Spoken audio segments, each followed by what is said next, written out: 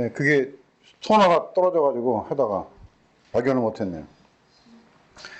강의하는 지난 시간에 나눠드리는 10페이지 펴놓으시고요. 지난 강의 말미에 좀 설명드렸죠. 하나님의 신은 수면에 운행하시니라. 그래서 수면에 운행하시는 이유는 이제 우리 안으로 들어오시려고 지금 이제 구속의 사역을 하고 계시는 거죠. 그래서 이제 우리 안에 들어오셔서 어떤 일을 하시냐면은 이제 새 창조의 일을 하시는 거예요.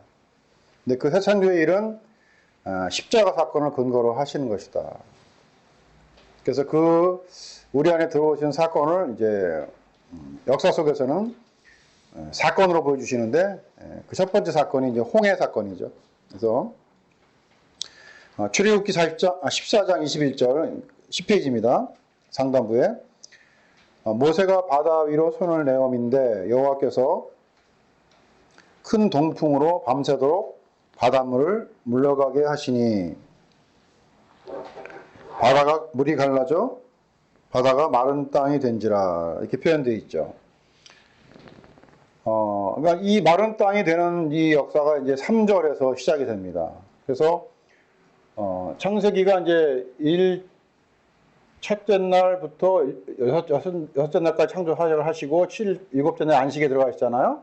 그것들이 이제 서로 이제 연결되고 있는 거죠. 그래서 첫째 날은 이제 넷째 날과 연결이 되고, 그러니까 첫째, 둘째, 셋째는 분리의 사역을 하시는 거예요. 이 분리도 창조라고 그랬죠. 이게 첫째, 둘째, 셋째 날은 이제 분리를 하시고, 그리고 이제 또 분리한 것을 그냥 놔두시는 게 아니고 채우심의 사역을 하는 거예요. 채우심. 이게 넷째, 다섯째, 여섯째 날이죠. 서로 이제 1, 4, 2, 5, 3, 6이라는 상관관계가 있습니다. 그래서 이 분리하고 채우시는 것도 바로 창조다. 그러니까 우리가 가지고 있는 창조의 개념은 없는 데서 뭘 만드는 게 창조지만 성경이 말하는 창조는 갈라내시고 분리하시고 구별하시고 또 분리하신 그곳을 채우는 그 작업을 하시는 것을 창조라고 한다. 그러니까 우리도 나를 예를 들어본다면 옛사람을 분리해내시고 거기에 새 사람으로 채우시는 거죠. 네, 그런 원리가 있다는 거예요.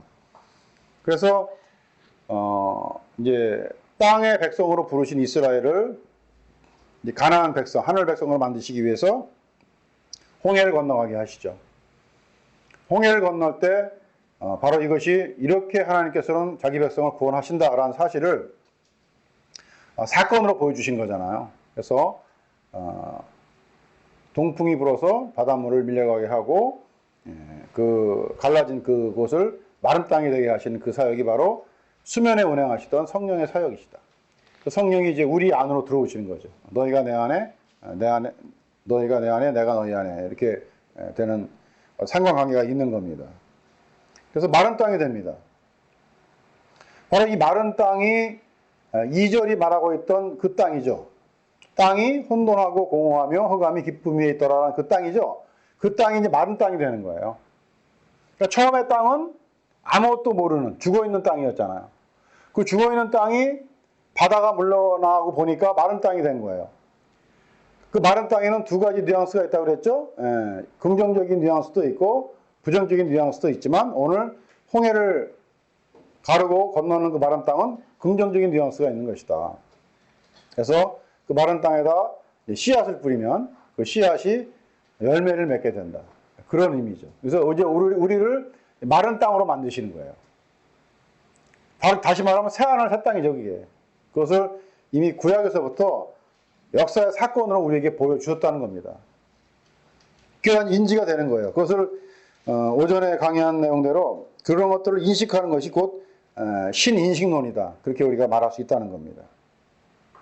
그래서 출애굽기 14장 21절에 나오는 마른 땅은 바로 창세기 1장 2절에 혼돈과 공허가 가득했던 그 땅과 이제 대조가 되는 것이죠. 또 여호수아 3장 17절에 보니까 여호와의 언약궤를 맨 제사장들은 요단 가운데 마른 땅에 굳게 섰고, 여기도 마른 땅이 나오잖아요. 또 온 이스라엘 백성은 마른 땅으로 행하여 요단을 건너니라. 바로 이 사역을 하시려고 태초부터 하나님의 신이 수면에 운행하셨다는 겁니다. 우리와 함께 하신 것이죠. 그런데 어떤 자들은 똑같이 마른 땅을 건너지만 그 사람들은 죽게 된다는 것이죠.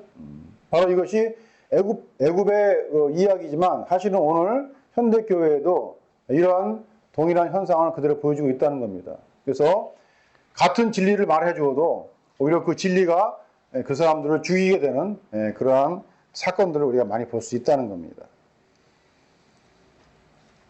그래서 이제 그 10페이지 보면은 이렇게 이제 성경은 두 종류의 사람들의 이야기를 우리에게 보여주고 있는 거예요. 그런데 구약에서는 이 두 종류의 사람들이 아들로 나타납니다. 아들로. 일종의 비유죠. 그래서 예수님께서 구속의 섭리가 두 아들을 통해서 이루어진다는 사실을 우리에게 보여주신 비유가 하나 있었는데 그것이 바로 부자와 거지 나사로의 비유였죠. 이것도 언젠가 한번 설명드린 거예요. 근데 오늘 이제 마른 땅 이야기가 나오니까 마른 땅과 그 전에 있던 1장 2절의 땅이 어떠한 관계에 있는가를 이 비유를 통해서 또 역사를 통해서 한번 살펴보자는 겁니다. 자, 이 부자가 이제 죽어서 음부에 갔잖아요. 음부에 갔는데 이제 아브라함을 본 거예요, 아브라함을. 근데 아브라함에게 이 부자가 아버지라고 부르는 좀 희한한 일이잖아요. 우리 상식으로는 이해가 안 되는 일인데, 근데 더 이해가 안 되는 것은 아브라함도 또 그 부자를 아들이라고 불러준다는 거예요. 얘야 이렇게 부르거든요. 그 얘야가 이제 우리 영어로 번역하면 my son, 영어로 내 아들아 이렇게 부르는 거예요. 아주 다정한 표현이죠. 친근한 표현이죠.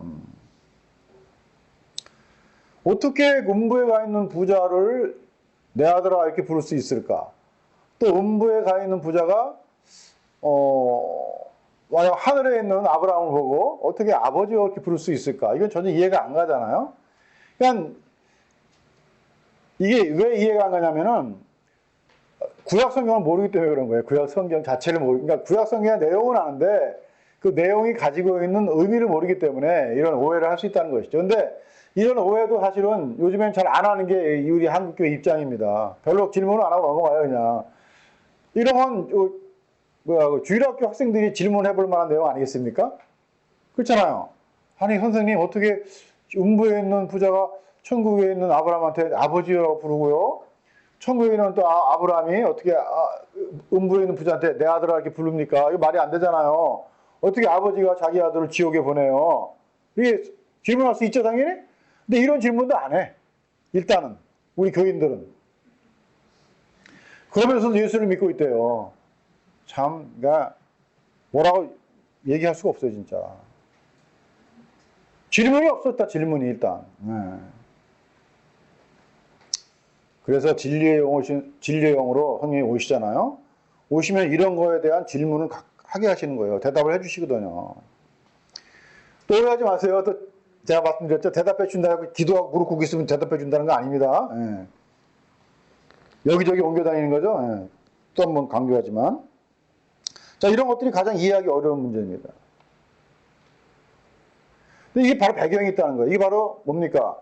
다 부자나 거지 나사로나 다 유대인들이죠. 이스라엘 사람들이고 하나님의 아들들이란 말이에요. 근데 우리는 하나님의 아들들이라고 그러면은 그건 또 모순이 되잖아. 어떤 하나님의 아들은 천국 가 있고 어떤 하나님의 아들은 지옥 가 있으면 안 되잖아요. 이게 비유란 말이에요. 비유. 그래서 이게 어떤 교리를 만드는 게 아니에요. 이 땅에서 부자로 살고 하나님 모르고 살면 지옥 간다. 그런 교리를 만드는 게 아니란 말이에요. 이거는 이미 여호와 신앙을 가지고 있는 자들인데 그 자들이 잘못된 신앙을 가지고 있기 때문에 그들에게 비유로 말씀하시는 거란 말이죠. 이거 자꾸만 21세기 현대를 살아가고 있는 우리와 바로 적용을 시키면 안 되는 거예요. 큰 오해를 불러일으키는 것이죠. 그러고 보니까는 구약 시대 때 아들인데도 불구하고 계속 아버지라고 부르는데도 불구하고 우리가 볼 때에는 버림받은 사람들이 있었죠. 제일 처음 누구죠? 이삭과 이스마엘이잖아. 이스마엘도 아브라함의 아들이고 이삭도 아브라함의 아들이죠. 둘 다 아버지라고 불러요. 그런데 어떤 아들은 언약을 계승하고, 그죠? 어떤 아들은 쫓겨나가잖아요. 그러니까 우리식으로 말하면 어떤 아들은 천국 가고 어떤 아들은 지옥 가는 거잖아. 우리 식으로 말하면은. 똑같은 아들인데. 그러니까 이게 뭐냐. 아들이라는 혈통적 관계를 보지 말라는 거예요. 혈통적 관계를 말하는 게 아니잖아요. 응? 이제는 뭐예요? 영접하는 자가 나올 것인데 그 영접하는 자는 혈통이나 육정이나 사람의 뜻대로 난 자가 아니요 오직 하나님께로서 난 자들이니라.